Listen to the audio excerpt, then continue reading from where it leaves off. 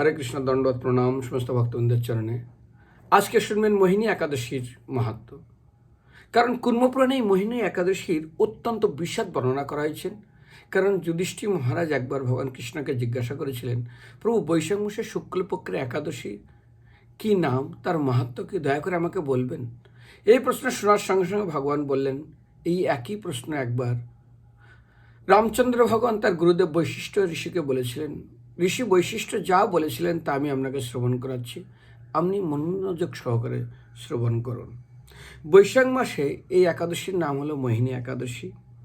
বিশেষ করে এই একাদশীতে কয়েক মহান গুণ আছে। প্রথমত, সমস্ত পাপ, দুঃখ, মোহজাল এই তিনটাকে সম্পূর্ণ সমূলে বিনাশ করে। শুধু তাই না, যদি কোনো মানুষের ইচ্ছা থাকে, মনে থেকে তিনি সমস্ত পাপকে ক্ষয় করবেন এবং সমস্ত দুঃখকে সমাপ্ত করবেন, তাকে অবশ্যই ব্রত পালন করা উচিত। আর বিশেষ করে কেউ যদি এই ব্রতের মাহাত্ম্য শ্রবণ করে, তো সমস্ত পাপ থেকে অনায়াসে তিনি মুক্ত হন। যেমন সূর্য উঠলে কুয়াশা পালিয়ে যায়, অন্ধকার পাওয়া যায়। শুধু যে শ্রবণ করেন একাদশীর মাহাত্ম্য, সমস্ত পাপ থেকে মুক্ত হবেন। আজ ভগবান কৃষ্ণ যুধিষ্ঠির মহারাজকে বলছেন, ভগবান কৃষ্ণ, আমি না আপনাকে একটা খুব সুন্দর পৌরাণিক কাহিনী শোনাচ্ছি। কারণ এই পবিত্র সরস্বতী নদীর তীরে সুশোভনা বলে এক সুন্দর নগর ছিল। ঠিক এই নগরীটা ভদ্রবতী নামে পরিচিত। আর সেখানে চন্দ্রবংশী এক রাজা বাস করতেন, যার নাম ছিল ধৃতিমান। আর সেই রাজ্যে ধনপাল বলে একজন অত্যন্ত ধনী ব্যক্তি, বৈশ্য বাস করতেন। এই বৈশ্য তিনি বেশ কিছু সদ্গুণে গুণান্বিত ছিলেন এবং অত্যন্ত পুণ্যবান এবং সুকৃতি সম্পন্ন ছিলেন। তার প্রচুর সম্পদ ছিল এবং সেই সম্পদ দিয়ে তিনি নলকূপ, জলাশয়, উদ্যান, খেলার মাঠ, গরিবের জন্য গৃহ নির্মাণ করতেন।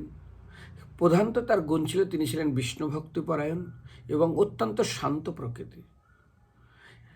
সুমনা, ধৃতিমান, মেধাবী, সুকৃতি এবং ধৃষ্টবুদ্ধি নামে এই স্বয়ং ধনী ধনপালের 5টা পুত্র হয়। কিন্তু পঞ্চম পুত্রের নাম ছিল ধৃষ্টবুদ্ধি। তিনি সমস্ত অসৎগুণে গুণান্বিত ছিলেন। আর 4জন পুত্র সমস্ত বৈষ্ণব সদা তার পিতার আদর্শ তারা গ্রহণ করেছিলেন। এই দৃষ্টবুদ্ধি ছোটবেলার থেকে তিনি অত্যন্ত দুরাচারী ছিলেন। সে সর্বদা পাপকর্মে লিপ্ত থাকতেন। বিশেষ করে পাপের যে 4টে স্তম্ভ, নেশা, পরস্ত্রীগমন, বেশ্যাসক্ত, লম্পট, দ্রুতক্রিয়া, এইগুলো তিনি অত্যন্ত আসক্ত ছিলেন। বিশেষ করে দেবতা, ব্রাহ্মণ এবং পিতামাতার সেবায় তার একটু মতি ছিল না। শুধু অন্যায় কার্যে তিনি থাকতেন এবং তার স্বভাব ছিল অত্যন্ত দুষ্ট স্বভাব। আর পিতৃধন কি করে হরণ করা যায় এবং ইন্দ্রিয় তৃপ্তির কাজে লাগানো যায়, সেই জন্য তিনি অত্যন্ত দক্ষ ছিলেন। আর এক মহান গুণ, তিনি প্রচণ্ড আমিষ ভক্ষণ করতেন এবং সুরা পান করতেন, আর তার নেশা করতেন। ধনপাল একদিন বিরক্ত হয়ে এই সন্তানকে তার রাজ্য থেকে বিতাড়িত করেন। যখন বিতাড়িত করেন তখন সেই সন্তান তিনি ভ্রমণ করতে থাকেন, কিন্তু সেই রাজ্যের ভিতরেই, এবং চুরি করে তার নিজেকে ভরণ পোষণ করতে থাকেন। একদিন ধরা পড়েন, রাজদণ্ড তাকে হয়, তার কারাগার হয়, তাকে মুক্ত করা হয়। তাকে বলা হয়, তুমি এই রাজ্যেই আর থাকতে পারবে না। তখন তিনি চলে যায় জঙ্গলে। সেই জঙ্গলে তিনি অত্যন্ত প্রাণীদের হত্যা করে কোনো রকম ফলমূল খেয়ে অতীব কষ্টে তিনি দিন যাপন করতে থাকেন। তার কষ্টের সীমা থাকে না। এইভাবে সৌভাগ্যক্রমে তিনি ভ্রমণ করছেন।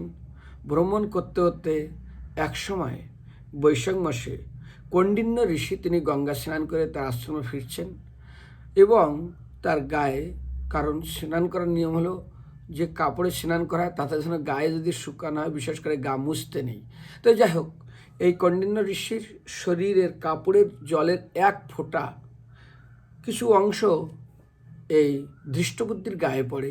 ধৃষ্টবুদ্ধির গায়ে পড়ার সঙ্গে সঙ্গে তার যত পাপ ছিল সব কিছু সমাপ্ত হয়ে যায় এবং তার বুদ্ধি ফিরে পড়ে এবং তার সদ্বুদ্ধি হয়। সঙ্গে সঙ্গে তিনি ঋষির চরণে পড়ে যান এবং তার সমস্ত দুঃখের কারণ জানান।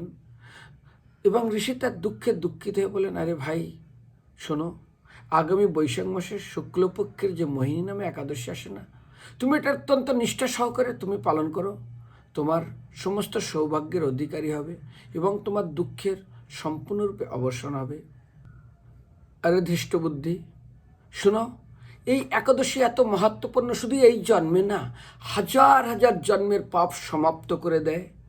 আর সে যদি পর্বত সম পাপ হয়, সম্পূর্ণ ধূলিসাৎ হয়ে যায়, নষ্ট হয়ে যায়।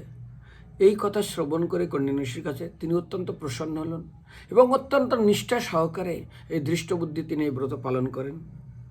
এখন বৈশিষ্ট্য শ্রী ভগবান রামচন্দ্রকে বলছেন, হে রামচন্দ্র, এই ব্রত প্রলোভাবে সে নিষ্পাপ হলো, দিব্যদেহ লাভ করলেন।